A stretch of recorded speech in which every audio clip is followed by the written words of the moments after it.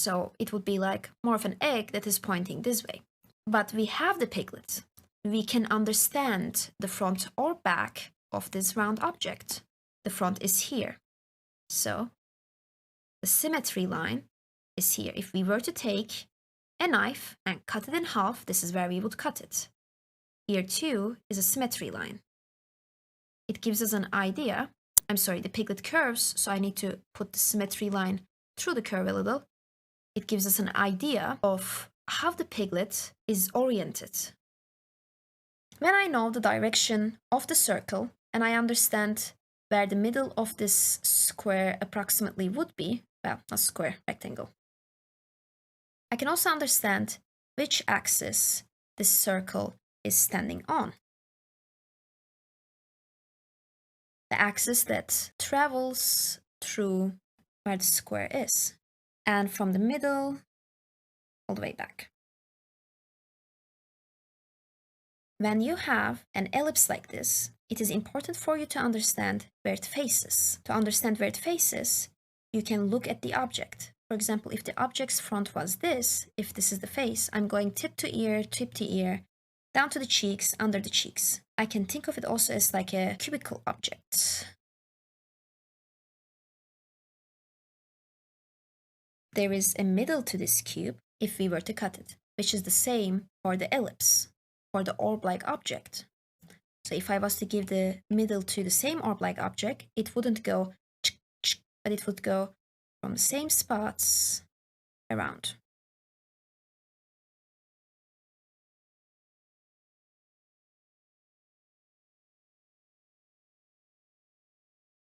So, if there's a cube and there's a middle to the cube, when there's an ellipse, there can be a middle to the ellipse. And same goes for the side of the cube too. If there's a side to the cube, like a present tied with a ribbon, then there's a side to the ellipse as well.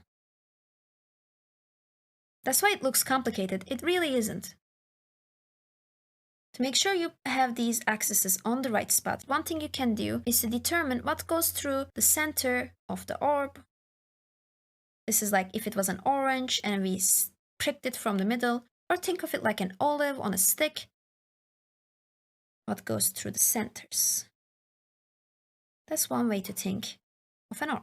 Please, whatever you draw, if it's a 3D object, it has a 3D form. Start by defining the basic form. If it's a 2D thing, it still has a 2D shape design. So you would be starting with shapes too. Instead of thinking of them 3D, you would be thinking of them 2D. Let's draw this pig this time without all these complicated lines, simplifying it down to what is going to look like an egg. I'm going to use pink for this, and I'm going to define first the outer, then the center. Like if I was to cut this piglet in half, so this line is transparent at the back, I'm going to make that with red. So the lines that go to the back are going to be red from now on. And I can also define the circular face here. It's not perfectly circular, I mean it's an egg, so same for a line that goes through the vaulting. So if we get rid of the old layers and if we get rid of the pig, you have something. The pink lines in the front, I'm going to make them a little thicker for you to see. If there is a back here where the back lines meet, and there's a front here where the front lines meet, so from the nose of the pig to the butt of the pig, then there is an axis. If we were to make this pig into a world and spin it around this axis, this would be the thing it spins around. So, once we understand this shape, we can understand this first sketch. It looks kind of like a pumpkin, more like an orb. It has all these lines. It is split in the center as an axis. It is split halfway, as if it's like an orange you cut in the middle, and it is split halfway here as well. So these are the two halves it is split in.